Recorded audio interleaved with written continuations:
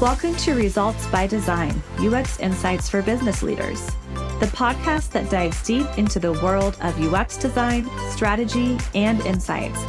Tune in, take action, and design your way to success. Hello, everyone. I'm Michael, your host for today's episode of the Results by Design podcast. And I'm flying solo today without Craig, since I'll be having a conversation with a member of my UX team. I'm super excited about today's topic, which is the advantage of an external perspective. So without further ado, I'd like to introduce Cristie Shrader. Hi, Cristie. Welcome to the podcast. How are you doing? I'm doing well. How are you doing? I am good. Are you ready to do this? I am. Yeah. Okay. Well, why don't we start by telling the listeners a little bit about yourself? What were you doing just a few years ago up until now? Okay.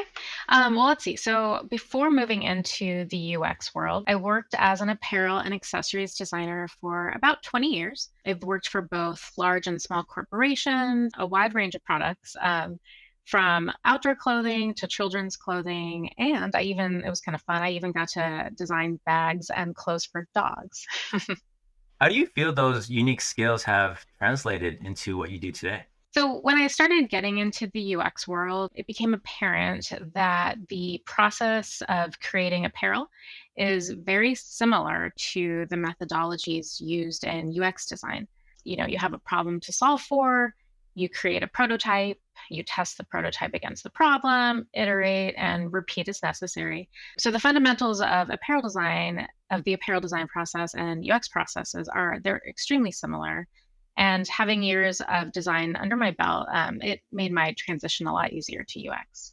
Yeah, I did notice that for sure. And that's great. Can you describe a little bit about the type of work that you've been doing since you joined UpTop?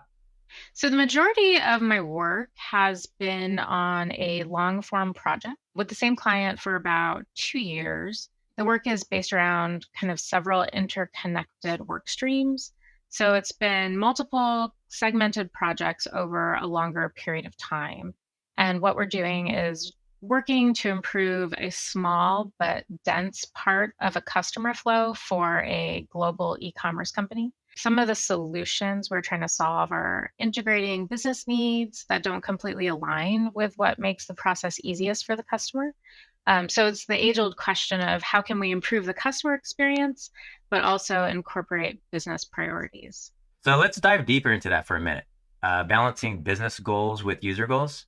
This is something we are almost always faced with. We're working on our project, but what happens when you're faced with a dilemma of, in order to achieve a specific business goal, you must knowingly design a lesser user experience? How do you generally approach this? And is there an example maybe that you can share? Yeah, that's a great question. There's definitely a give and take being an outside consultant. I only have so much influence, and sometimes the business goals are on a trajectory that kind of feels like they can't be stopped. So no matter how much you try to suggest or nudge for a better user experience, it can be tricky. So one great thing about UX is the opportunity to validate with research. And our client on this project really believes in validating with data. So when in doubt, we'll run a test. Usability studies have been really valuable. It's been a valuable way to keep the user experience at the forefront in situations like this. Aside from balancing business goals and user needs, what other challenges do you typically face or see? And how has your diverse experience as an outside consultant helped you navigate these challenges? So designing on a global scale is tricky. More often than not, when you think you found a solution, localization always throws you for a loop. There isn't a one-size-fits-all solution for a lot of reasons. Processes are different in other countries, so that increases the use cases, and you also have to think about edge cases. Localizing the language can affect the design tremendously. Sometimes we have a great design for the US market, but it doesn't work with Germany, for example, due to longer words. And we don't want to truncate and have the customer miss something that is important to their task. But we also don't want to customize the design to every market. This could be a really big lift for developers. So, that's where it's really tricky. Another challenge I face as a design consultant and not being in-house is kind of my knowledge around the process flow can feel really fragmented. I'm not always privy to the structure of the entire process because I don't need to be part of it on a day to day basis. To a certain extent, my knowledge around this whole process is at the mercy of my client partner and what they communicate to me and when. And because I'm not usually involved in leadership reviews, I have to work a little harder to tease out timelines, which affects understanding the priority of certain work streams. Sometimes things are a surprise, and I just have less control over these aspects as a consultant than I would if I was in house. Yeah, I know what you mean, but I can tell you this, having worked on both sides of the fence, even when you are in-house, you still may not be privy to that kind of information as much as you may think. A lot of those conversations are happening a few levels up, especially those that shift priorities and ultimately timelines. In what ways can an external perspective bring fresh insights to the client's organization? Well, I think simply the fact that I'm not an employee, I'm not bogged down by company culture and infrastructure. It kind of allows me more freedom of exploration. That might sound abstract, but I think when you're at a company for a long time doing the same thing, you can get a little jaded. I don't really have any preconceived notions coming into this. My skin in the game is simply different than what an employee's would be. Also, because I'm not limited to the silos of work that an in-house designer might get trapped in, I don't really experience disenchantment. The variety of work keeps things interesting and it can help spark new ideas that I can bring to our clients. I know as an organization, it can be a difficult decision on whether to hire within or hire externally. Often what we hear is it can be too expensive to build up an internal design team because it requires a lot of work to do so. I just, want to touch on some additional things that an outside perspective brings. There's a saying that Craig uses all the time, which is you can't read the label from inside the jar, which basically means you can't identify or solve your own problems because you're just way too close to them. We've heard this a lot from clients, which is that their in-house designers are, good at what they do, but they are only good at working incrementally. And when you need to reimagine an experience, they don't have those capabilities. Along those same lines, using an agency to reimagine an experience allows them to draw upon their cross-industry exposure and learnings. We've also heard that, some in-house teams are unable to think strategically or just look at the overall big picture. Consultants, on the other hand, are trained to ask those tough questions and to really dig deeper. And as Cristie, you alluded to earlier, you're not bound by culture or politics. So it's a whole lot easier to ask these tough questions without feeling you'll be reprimanded for doing it. Lastly, some companies only have an army of one. And contrast this with a consultant who typically has a really strong T-shape, meaning they are generalists with a specific strength, but also they have a supporting cast at an arm's length away that can add various levels of experience or assistance when needed. So all in all, organizations who have the capability of building a design team in-house, I think it's great to have, but there's, definitely benefits to and advantages to looking outside if you need to. In what ways, just to pivot really quick, in what ways does our consultancy work allow you to stay updated on the latest design trends and technologies?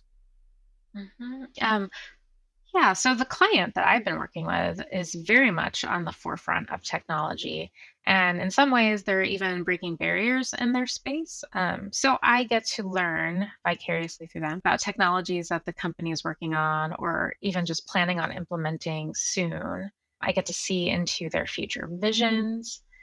And even if I'm not working directly on that project or with that technology, the awareness of what's going on or what's on the horizon and how they are being used, it serves as an inspiration and even a brainstorm mechanism for the work that I'm doing. Sometimes just knowing about the future solutions, it allows me to kind of think bigger and outside the box.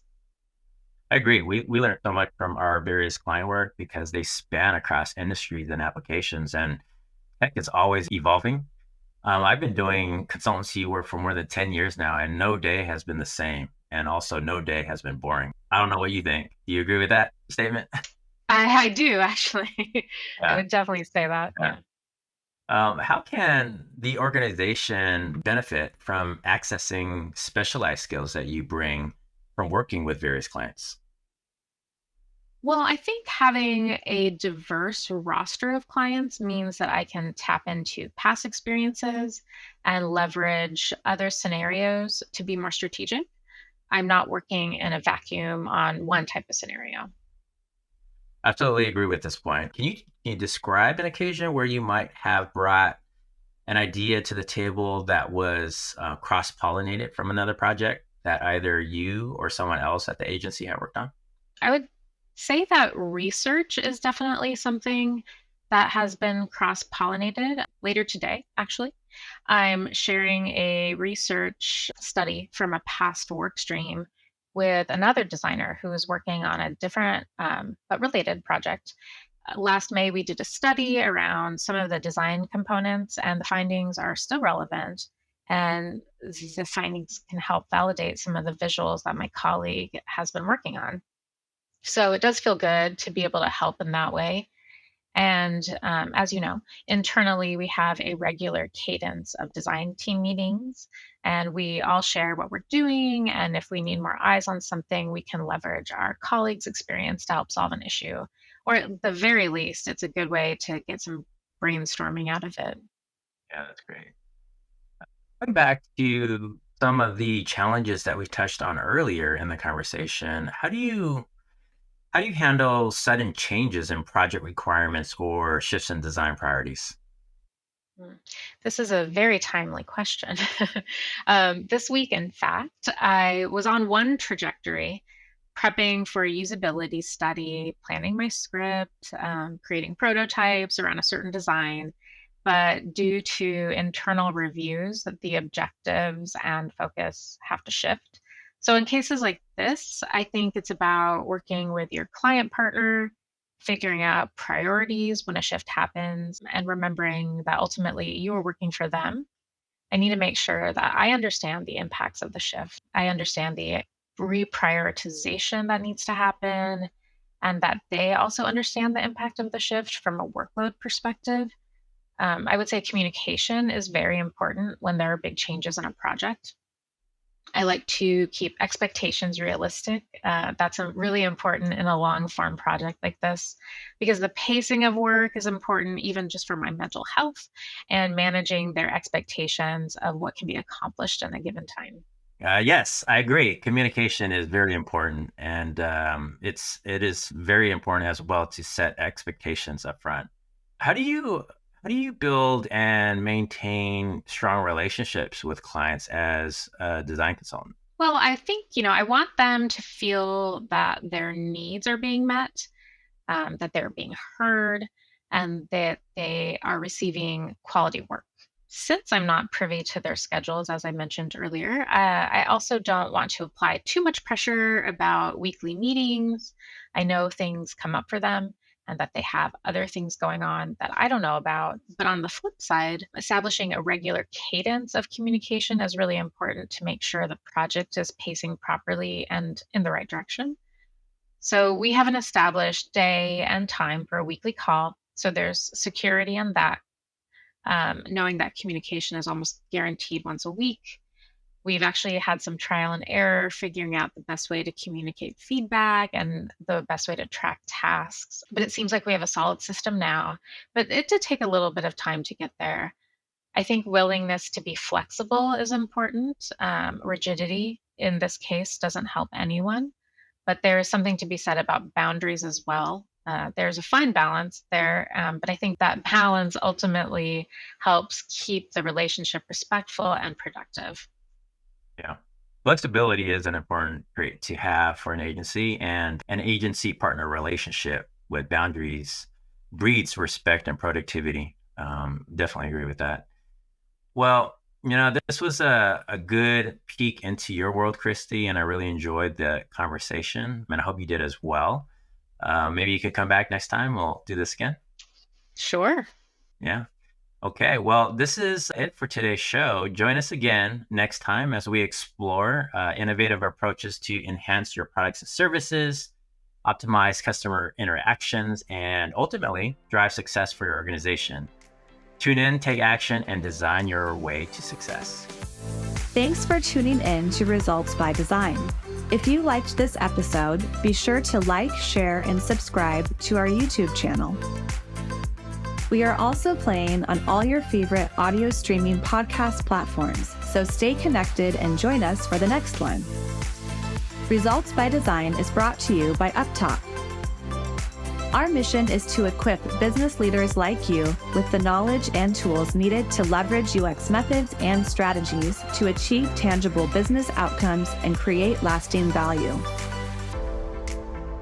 Whether you're a seasoned executive or just starting to explore the world of UX, Results by Design is your go-to resource for unlocking the potential of user experience to achieve remarkable results.